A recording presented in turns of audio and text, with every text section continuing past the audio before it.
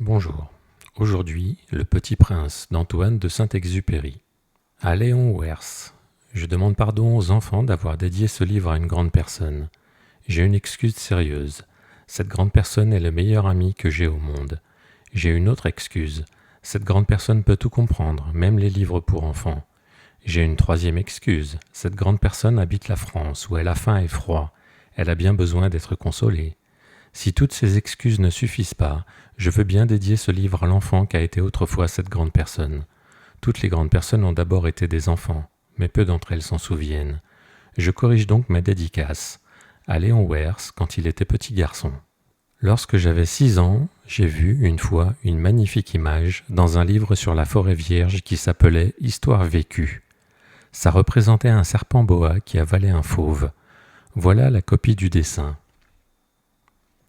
On disait dans le livre, les serpents boa avalent leur proie tout entière, sans la mâcher. Ensuite, ils ne peuvent plus bouger et ils dorment pendant les 6 mois de leur digestion. J'ai alors beaucoup réfléchi sur les aventures de la jungle et, à mon tour, j'ai réussi avec un crayon de couleur à tracer mon premier dessin. Mon dessin numéro 1, il était comme ça.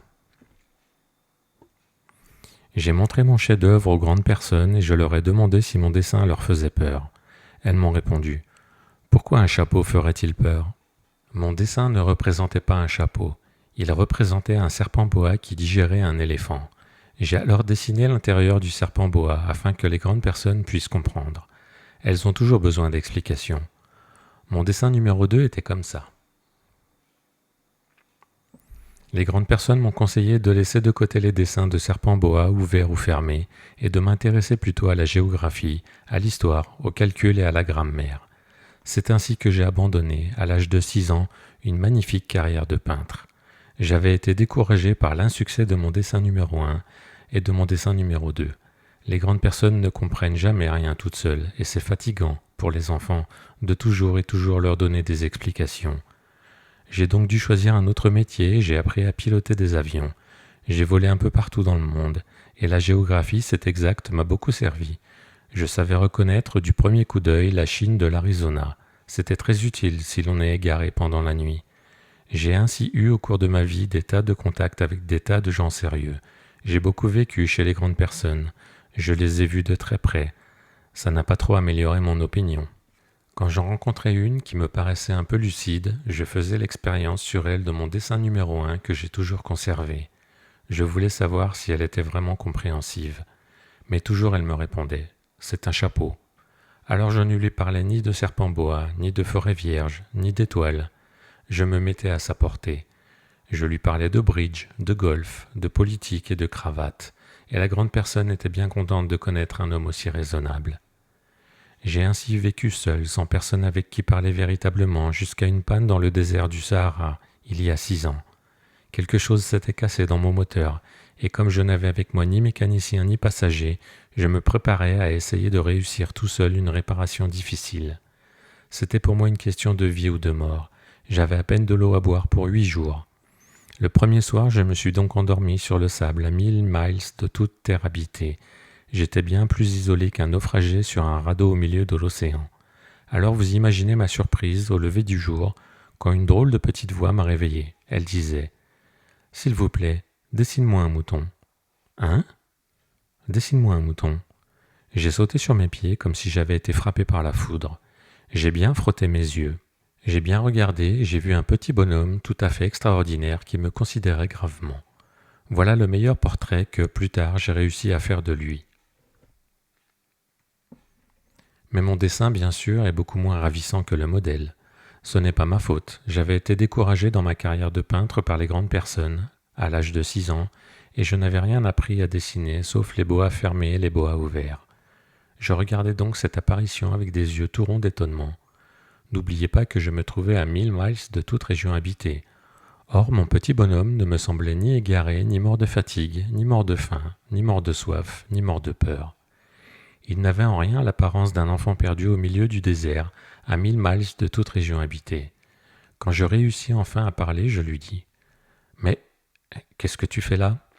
Et il me répéta alors tout doucement, comme une chose très sérieuse. « S'il vous plaît, dessine-moi un mouton. » Quand le mystère est trop impressionnant, on n'ose pas désobéir. Aussi absurde que cela me sembla, à 1000 miles de tous les endroits habités et en danger de mort, je sortis de ma poche une feuille de papier et un stylographe. Mais je me rappelais alors que j'avais surtout étudié la géographie, l'histoire, le calcul et la grammaire, et je dis au petit bonhomme, avec un peu de mauvaise humeur, que je ne savais pas dessiner. Il me répondit « Ça ne fait rien, dessine-moi un mouton ». Comme je n'avais jamais dessiné un mouton, je refis pour lui l'un des 2 seuls dessins dont j'étais capable, celui du boa fermé, et je fus stupéfait d'entendre le petit bonhomme me répondre « Non, non, je ne veux pas d'un éléphant dans un boa. Un boa c'est très dangereux, et un éléphant c'est très encombrant. Chez moi c'est tout petit, j'ai besoin d'un mouton. Dessine-moi un mouton. » Alors j'ai dessiné. Il regarda attentivement, puis « Non, celui-là est déjà très malade, fais-en un autre. » Je dessinai. Mon ami sourit gentiment avec indulgence. « Tu vois bien, ce n'est pas un mouton, c'est un bélier, il a des cornes. » Je refis donc encore mon dessin, mais il fut refusé comme les précédents. « Celui-là est trop vieux, je veux un mouton qui vive longtemps. » Alors, faute de patience, comme j'avais hâte de recommencer le démontage de mon moteur, je griffonnai ce dessin-ci, et je lançai. « Ça c'est la caisse, le mouton que tu veux est dedans. » Mais je fus bien surpris de voir s'illuminer le visage de mon jeune juge. « C'est tout à fait comme ça que je le voulais. Crois-tu qu'il faille beaucoup d'herbe à ce mouton ? » ?»« Pourquoi ? » ?»« Parce que chez moi c'est tout petit. »« Ça suffira sûrement, je t'ai donné un tout petit mouton. » Il pencha la tête vers le dessin.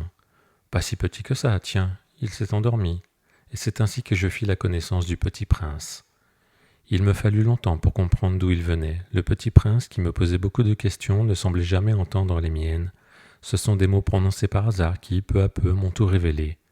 Ainsi, quand il aperçut pour la première fois mon avion, je ne dessinerai pas mon avion, c'est un dessin beaucoup trop compliqué pour moi, il me demanda « Qu'est-ce que c'est que cette chose-là » ? Ce n'est pas une chose, ça vole, c'est un avion, c'est mon avion.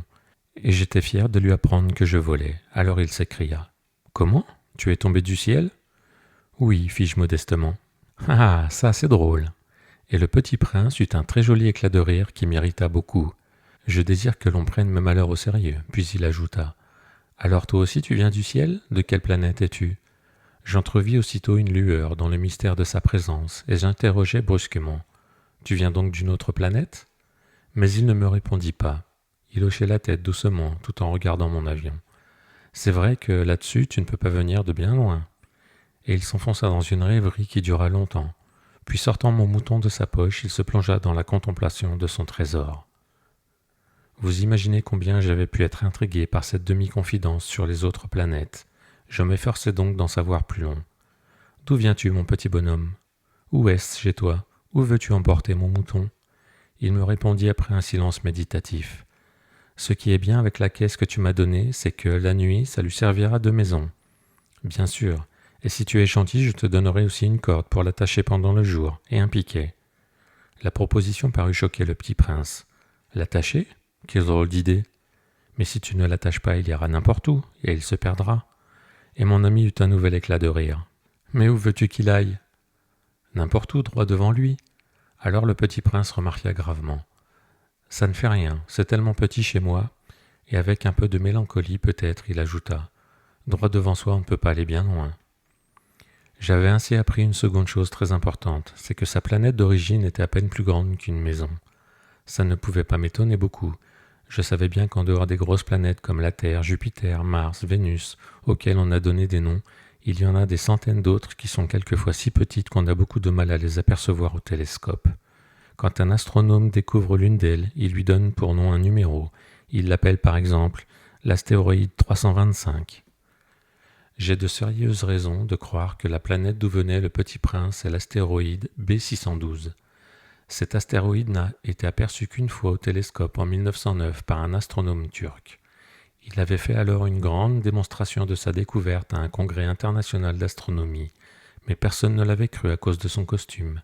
Les grandes personnes sont comme ça. Heureusement pour la réputation de l'astéroïde B612, un dictateur turc imposa à son peuple, sous peine de mort, de s'habiller à l'européenne. L'astronome refit sa démonstration en 1920 dans un habit très élégant, et cette fois-ci tout le monde fut de son avis. Si je vous ai raconté ces détails sur l'astéroïde B612, et si je vous ai confié son numéro, c'est à cause des grandes personnes. Les grandes personnes aiment les chiffres. Quand vous leur parlez d'un nouvel ami, elles ne vous questionnent jamais sur l'essentiel. Elles ne vous disent jamais Quel est le son de sa voix?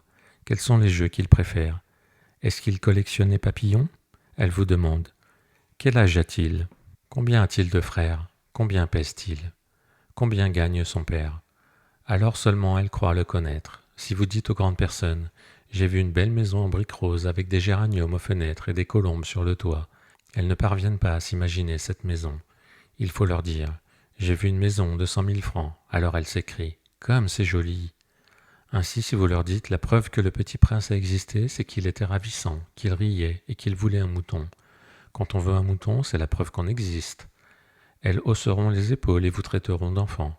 Mais si vous leur dites « La planète d'où il venait est l'astéroïde B612 », alors elles seront convaincues et elles vous laisseront tranquille avec leurs questions. Elles sont comme ça. Il ne faut pas leur en vouloir. Les enfants doivent être très indulgents envers les grandes personnes. Mais bien sûr, nous qui comprenons la vie, nous nous moquons bien des numéros. J'aurais aimé commencer cette histoire à la façon des contes de fées. J'aurais aimé dire « Il était une fois un petit prince qui habitait une planète à peine plus grande que lui et qui avait besoin d'un ami. » Pour ceux qui comprennent la vie, ça aurait eu l'air beaucoup plus vrai, car je n'aime pas qu'on lise mon livre à la légère. J'éprouve tant de chagrin à raconter ses souvenirs. Il y a 6 ans déjà que mon ami s'en est allé avec son mouton. Si j'essaie ici de le décrire, c'est afin de ne pas l'oublier. C'est triste d'oublier un ami. Tout le monde n'a pas eu un ami. Et je puis devenir comme les grandes personnes qui ne s'intéressent plus qu'aux chiffres.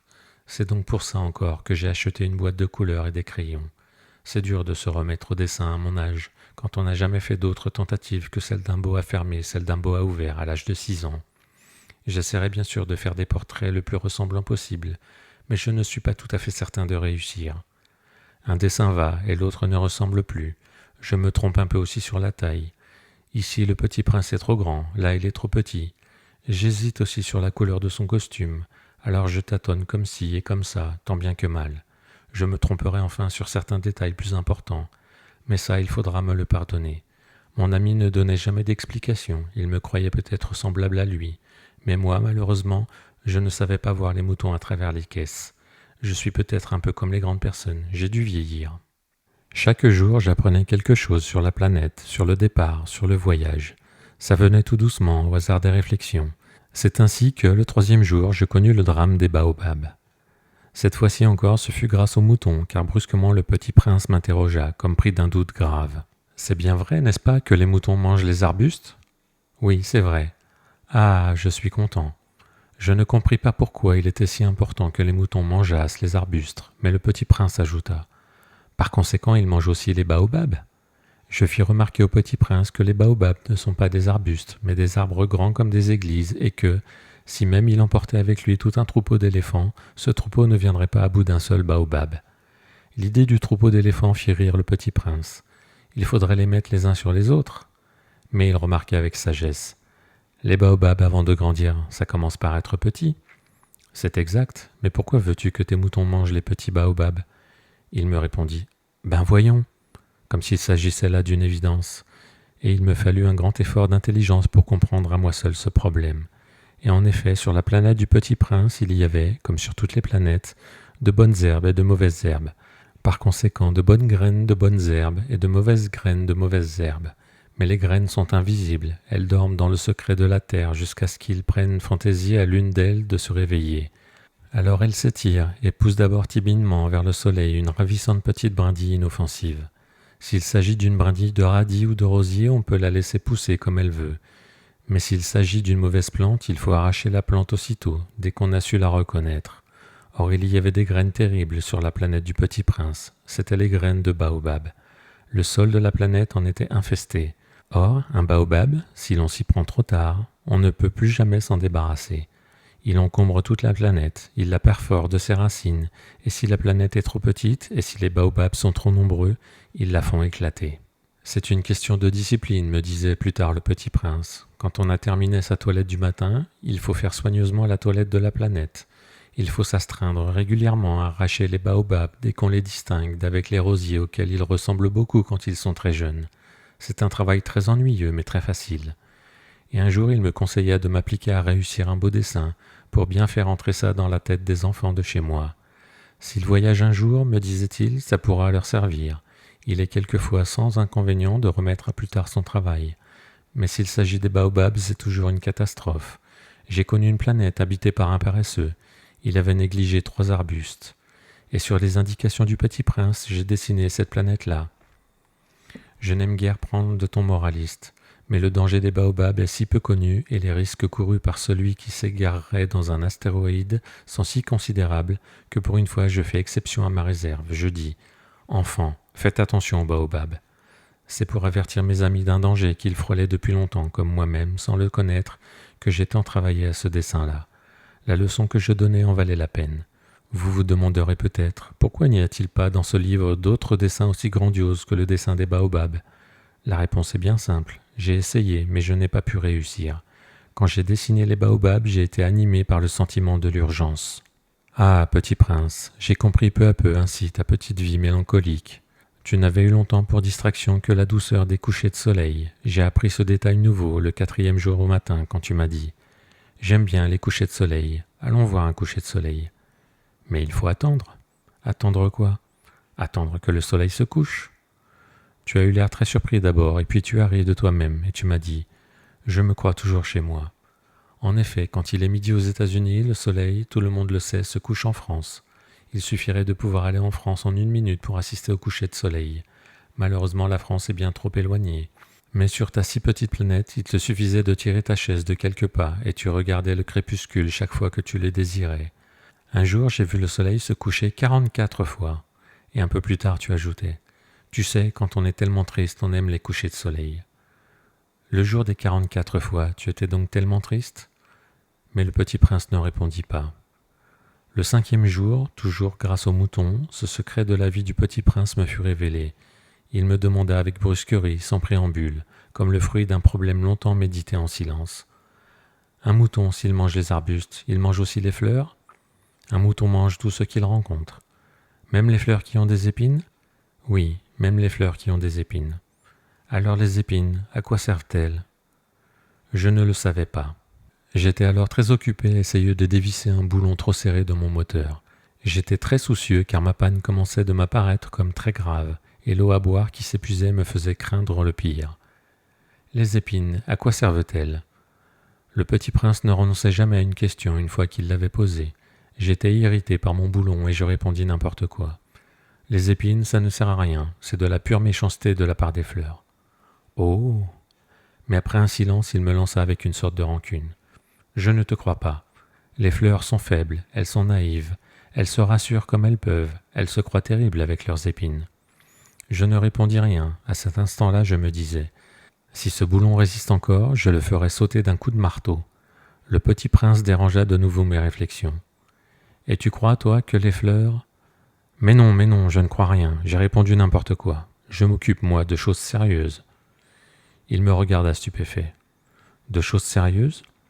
Il me voyait, mon marteau à la main, et les doigts noirs de cambouis penchés sur un objet qui lui semblait très laid. Tu parles comme les grandes personnes. Ça me fit un peu honte, mais impitoyable, il ajouta. Tu confonds tout, tu mélanges tout. Il était vraiment très irrité, il secouait au vent des cheveux tout dorés. Je connais une planète où il y a un monsieur cramoisi. Il n'a jamais respiré une fleur, il n'a jamais regardé une étoile, il n'a jamais aimé personne. Il n'a jamais rien fait d'autre que des additions. Et toute la journée, il répète comme toi « Je suis un homme sérieux, je suis un homme sérieux ». Et ça le fait gonfler d'orgueil. Mais ce n'est pas un homme, c'est un champignon. Un quoi? Un champignon. Le petit prince était maintenant tout pâle de colère. Il y a des millions d'années que les fleurs fabriquent des épines. Il y a des millions d'années que les moutons mangent quand même les fleurs. Et ce n'est pas sérieux de chercher à comprendre pourquoi elles se donnent tant de mal pour se fabriquer des épines qui ne servent à rien. Ce n'est pas important, la guerre des moutons et des fleurs. Ce n'est pas plus sérieux et plus important que les additions d'un gros monsieur rouge. Et si je connais, moi, une fleur unique au monde, qui n'existe nulle part, sauf dans ma planète, et qu'un petit mouton peut anéantir d'un seul coup, comme ça, un matin, sans se rendre compte de ce qu'il fait, ce n'est pas important, ça? Il rougit puis reprit. Si quelqu'un aime une fleur qui n'existe qu'un exemplaire dans les millions et les millions d'étoiles, ça suffit pour qu'il soit heureux quand il la regarde. Il se dit, ma fleur est là, quelque part. Mais si le mouton mange la fleur, c'est pour lui comme si, brusquement, toutes les étoiles s'éteignaient. Et ce n'est pas important, ça? Il ne put rien dire de plus, il éclata brusquement en sanglots. La nuit était tombée, j'avais lâché mes outils. Je me moquais bien de mon marteau, de mon boulon, de la soif et de la mort. Il y avait sur une étoile une planète, la mienne, la terre, un petit prince inconsolé. Je le pris dans mes bras, je le berçais, je lui disais « La fleur que tu aimes n'est pas en danger. Je lui dessinerai une muselière à ton mouton. Je te dessinerai une armure pour ta fleur. » Je ne savais pas trop quoi dire. Je me sentais très maladroit. Je ne savais comment l'atteindre ou le rejoindre. C'est tellement mystérieux le pays des larmes. J'appris bien vite à mieux connaître cette fleur. Il y avait toujours eu sur la planète du Petit Prince des fleurs très simples, ornées d'un seul rang de pétales, et qui ne tenaient point de place, et qui ne dérangeaient personne. Elles apparaissaient un matin dans l'herbe, et puis elles s'éteignaient le soir. Mais celle-là avait germé un jour, d'une graine apportée d'on ne sait où, et le Petit Prince avait surveillé de très près cette brindille, qui ne ressemblait pas aux autres brindilles. Ça pouvait être un nouveau genre de baobab. Mais l'arbuste cessa vite de croître, et commença de préparer une fleur. Le Petit Prince, qui assistait à l'installation d'un bouton énorme, sentait bien qu'il en sortirait une apparition miraculeuse, mais la fleur n'en finissait pas de se préparer à être belle, à l'abri de sa chambre verte. Elle choisissait avec soin ses couleurs, elle s'habillait lentement, elle ajustait un à un ses pétales. Elle ne voulait pas sortir toute fripée comme les coquelicots, elle ne voulait apparaître que dans le plein rayonnement de sa beauté. Et oui, elle était très coquette. Sa toilette mystérieuse avait donc duré des jours et des jours. Et puis voici qu'un matin, justement à l'heure du lever du soleil, elle s'était montrée. Et elle, qui avait travaillé avec tant de précision, dit en bâillant « Ah, je me réveille à peine, je vous demande pardon, je suis encore toute décoiffée. » Le Petit Prince alors ne put contenir son admiration. « Que vous êtes belle !»« N'est-ce pas ?» répondit doucement la fleur, « et je suis née en même temps que le soleil. » Le Petit Prince devina bien qu'elle n'était pas trop modeste, mais elle était si émouvante. « C'est l'heure, je crois, du petit déjeuner, avait-elle bientôt ajouté. Auriez-vous la bonté de penser à moi ?» Et le Petit Prince, tout confus, ayant été chercher un arrosoir d'eau fraîche, avait servi la fleur. Ainsi l'avait-elle bien vite tourmentée par sa vanité un peu ombrageuse. Un jour, par exemple, parlant de ses 4 épines, elle avait dit au Petit Prince « Ils peuvent venir, les tigres, avec leurs griffes. » « Il n'y a pas de tigres sur ma planète, avait objecté le Petit Prince, et puis les tigres ne mangent pas d'herbe. »« Je ne suis pas une herbe, avait doucement répondu la fleur. »« Pardonnez-moi. Je ne crains rien des tigres, mais j'ai horreur des courants d'air. Vous n'auriez pas un paravent ?»« Horreur des courants d'air. Ce n'est pas de chance pour une plante, avait remarqué le Petit Prince. Cette fleur est bien compliquée. Le soir, vous me mettrez sous globe. Il fait très froid chez vous, c'est mal installé. Là d'où je viens... » Mais elle s'était interrompue. Elle était venue sous forme de graine. Elle n'avait rien pu connaître des autres mondes. Humiliée de s'être laissée surprendre à préparer un mensonge aussi naïf, elle avait toussé 2 ou 3 fois pour mettre le Petit Prince dans son tort.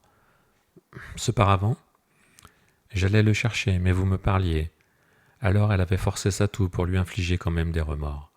Ainsi le Petit Prince, malgré la bonne volonté de son amour, avait vite douté d'elle. Il avait pris au sérieux des mots sans importance et était devenu très malheureux. « J'aurais dû ne pas l'écouter, me confia-t-il un jour. Il ne faut jamais écouter les fleurs. Il faut les regarder et les respirer. La mienne embaumait ma planète, mais je ne savais pas m'en réjouir. Cette histoire de griffes qui m'avait tellement agacé eût dû m'attendrir. » Il me confia encore.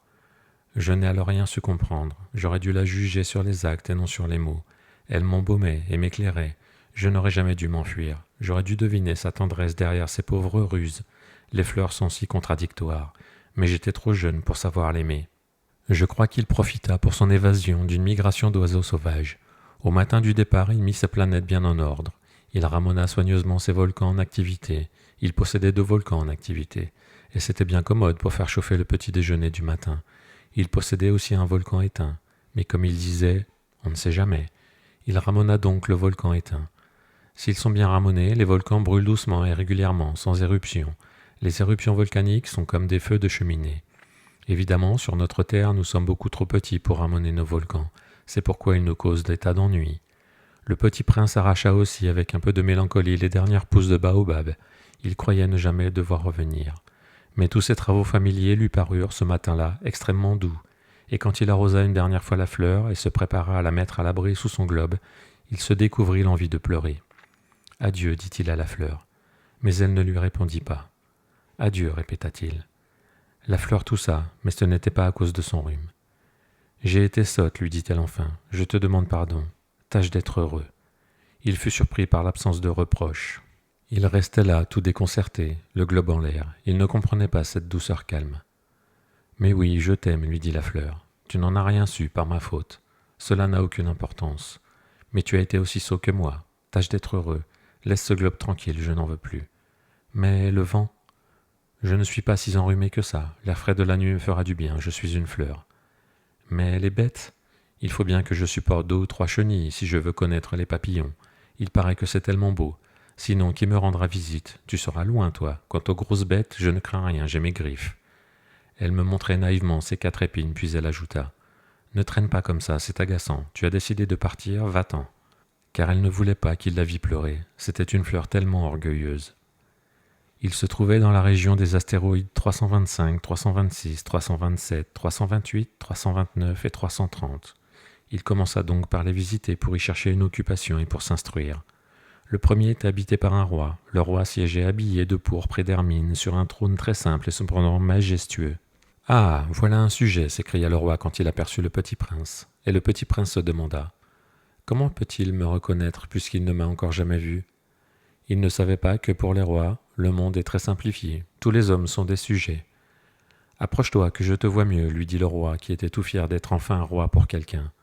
Le petit prince chercha des yeux où s'asseoir, mais la planète était tout encombrée par le magnifique manteau d'hermine. Il resta donc debout, et comme il était fatigué, il bâilla. « Il est contraire à l'étiquette de bâiller en présence d'un roi, lui dit le monarque. Je te l'interdis. »« Je ne peux pas m'en empêcher, répondit le petit prince tout confus. J'ai fait un long voyage, et je n'ai pas dormi. »« Alors, lui dit le roi, je t'ordonne de bâiller. Je n'ai vu personne bâiller depuis des années. Les bâillements sont pour moi des curiosités. Allons, bâille encore, c'est un ordre. »« Ça m'intimide, je ne peux plus, fit le petit prince tout rougissant. Hum, répondit le roi. Alors je t'ordonne tantôt de bâiller, tantôt de... Il bredouillait un peu et paraissait vexé, car le roi tenait essentiellement à ce que son autorité fût respectée. Il ne tolérait pas la désobéissance. C'était un monarque absolu. Mais comme il était très bon, il donnait des ordres raisonnables. Si j'ordonnais, disait-il couramment, si j'ordonnais à un général de se changer en oiseau de mer, et si le général n'obéissait pas, ce ne serait pas la faute du général, ce serait ma faute. Puis-je m'asseoir, s'enquit timidement le petit prince. Je t'ordonne de t'asseoir, lui répondit le roi, qui ramena majestueusement un pan de son manteau d'hermine. Mais le petit prince s'étonnait, la planète était minuscule. Sur quoi le roi pouvait-il bien régner? Sire, lui dit-il, je vous demande pardon de vous interroger. Je t'ordonne de m'interroger, se hâta de dire le roi.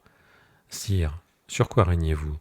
Sur tout, répondit le roi avec une grande simplicité. Sur tout? Le roi, d'un geste discret, désigna sa planète, les autres planètes et les étoiles. Sur tout ça, dit le petit prince. Sur tout ça, répondit le roi, car non seulement c'était un monarque absolu, mais c'était un monarque universel. Et les étoiles vous obéissent? Bien sûr, lui dit le roi, elles obéissent aussitôt. Je ne tolère pas l'indiscipline. Un tel pouvoir émerveilla le petit prince. S'il l'avait détenu lui-même, il aurait pu assister non pas à 44, mais à 72 ou même 100, ou même à 200 couchers de soleil dans la même journée, sans avoir jamais à tirer sa chaise. Et comme il se sentait un peu triste à cause du souvenir de sa petite planète abandonnée, il s'enhardit à solliciter une grâce au roi. « Je voudrais voir un coucher de soleil. Faites-moi plaisir, ordonnez au soleil de se coucher. Si j'ordonnais à un général de voler d'une fleur à l'autre à la façon d'un papillon, ou d'écrire une tragédie, ou de se changer en oiseau de mer, et si le général n'exécutait pas l'ordre reçu, qui, de lui ou de moi, serait dans son tort? Ce serait vous, dit fermement le petit prince. Exact. Il faut exiger de chacun ce que chacun peut donner, reprit le roi. L'autorité repose d'abord sur la raison. Si tu ordonnes à ton peuple d'aller se jeter à la mer, il fera la révolution. J'ai le droit d'exiger l'obéissance parce que mes ordres sont raisonnables. Alors, mon coucher de soleil, rappela le petit prince qui jamais n'oubliait une question une fois qu'il l'avait posée. Ton coucher de soleil, tu l'auras. Je l'exigerai, mais j'attendrai, dans ma science du gouvernement, que les conditions soient favorables. Quand ça sera-t-il? S'informa le petit prince. Lui répondit le roi, qui consulta d'abord un gros calendrier. Ce sera Ce sera ce soir, vers 7h44. Et tu verras comme je suis bien obéi. Le petit prince bâilla. Il regrettait son coucher de soleil manqué, et puis il s'ennuyait déjà un peu. « Je n'ai plus rien à faire ici, dit-il au roi, je vais repartir. »« Ne pars pas, répondit le roi, qui était si fier d'avoir un sujet. Ne pars pas, je te fais ministre. »« Ministre de quoi ? De la justice. »« Mais il n'y a personne à juger ? On ne sait pas, lui dit le roi. Je n'ai pas fait encore le tour de mon royaume. Je suis très vieux, je n'ai pas de place pour un carrosse, ça me fatigue de marcher. Oh, mais j'ai déjà vu, dit le petit prince qui se pencha pour jeter encore un coup d'œil sur l'autre côté de la planète. Il n'y a personne là-bas non plus. Tu te jugeras donc toi-même, lui répondit le roi. C'est le plus difficile. Il est bien plus difficile de se juger soi-même que de juger autrui.